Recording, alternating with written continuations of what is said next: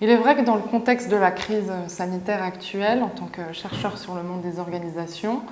je me pose de plus en plus souvent la question sur les conséquences possibles de cette crise pour l'organisation du travail. Mais en toute sincérité, je pense que nous manquons de recul pour nous positionner à ce sujet. Mais je dirais quand même que sur les organisations libérées, alternatives que nous étudions avec la Fabrique de l'Industrie et la chaire Futur de l'Industrie et du Travail de Mines Paris Tech, eh bien, nous avons pu constater que la crise financière de 2008 a été vraiment un élément déclencheur chez plusieurs organisations comme Chronoflex, qui est une PME spécialisée dans la maintenance de machines hydrauliques, pour aller vers un questionnement de leur fonctionnement managérial descendant. Et donc, au sujet de ces entreprises alternatives ou dites libérées, avec les deux institutions que j'ai citées, nous avons donc co-publié un ouvrage cette année qui faisait le choix de regarder, comme le titre l'indique, au-delà de l'entreprise libérée, pour principalement 3 raisons. Tout d'abord parce que le concept d'entreprise libérée, tel qu'il a été défini par Isaac Getz à l'origine, est un terme vague, qui est d'ailleurs galvaudé dans son utilisation par les entreprises. Deuxièmement, parce que dans la théorie de ce chercheur, il y a une omniprésence de la figure du leader avec laquelle nous ne tombons pas d'accord, car en effet, nous pensons que la volonté du dirigeant de lâcher prise est nécessaire, mais qu'elle n'est pas suffisante pour aller vers davantage d'autonomie. Car pour nous, l'autonomie ne se décrète pas, elle doit au contraire s'organiser.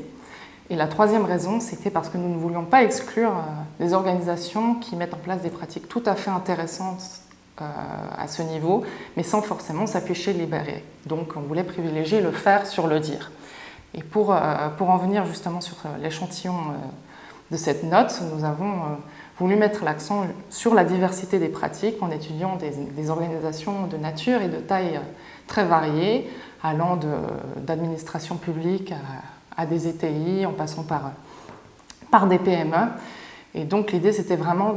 ce qui est un des messages phares de notre note, de mettre en avant la diversité des pratiques et montrer qu'il n'y a pas un seul chemin qui peut mener vers l'autonomie, mais bien au contraire, que chaque organisation doit effectuer les ajustements nécessaires, bricoler, pour aller vers une autonomie de manière pérenne, qui soit en adéquation avec son histoire, son organisation et les personnes en présence. Nous avons écrit cet ouvrage pour aider les entreprises qui veulent donner plus d'autonomie et plus de responsabilité à leurs salariés à bénéficier de l'expérience de celles qui se sont déjà lancées dans une telle transformation. C'est pourquoi, à la fin de l'ouvrage, nous identifions une dizaine de points de vigilance, des difficultés auxquelles il vaut mieux réfléchir avant d'entamer la transformation ou tout au début. La première leçon, c'est qu'il n'y a pas de méthode universelle. Même si on peut être séduit par l'expérience d'un confrère ou par la méthode d'un consultant, il serait paradoxal de dire aux gens « vous êtes libre, vous êtes autonome, mais de la manière qu'on vous prescrit ». Donc évidemment, il faut commencer par dialoguer avec les gens, et notamment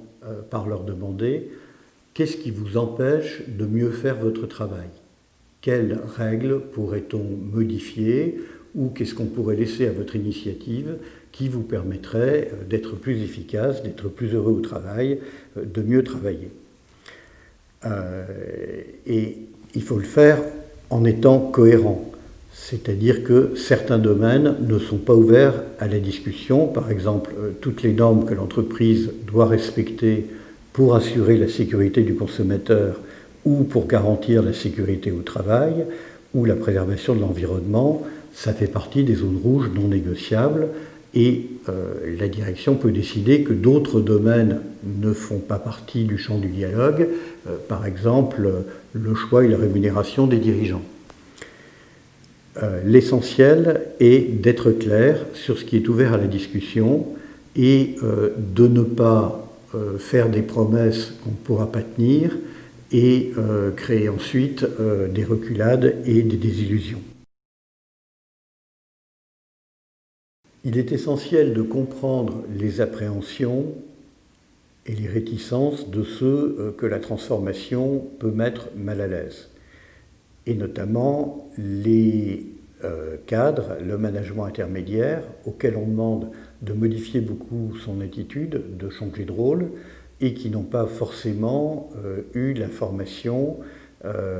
pour le faire. Donc il faut donner à chacun les ressources, prévoir énormément d'accompagnement, énormément de formation, et éventuellement de changer le poste de ceux qui seraient gênés, plutôt que de créer des déceptions. Vous le voyez, tout ça c'est avant tout du bon sens, du dialogue et de l'écoute, et la contribution d'un ouvrage comme le nôtre, c'est uniquement de nourrir ce dialogue en permettant d'identifier le plus à l'avance possible les problèmes qu'on devra surmonter au cours de la transformation.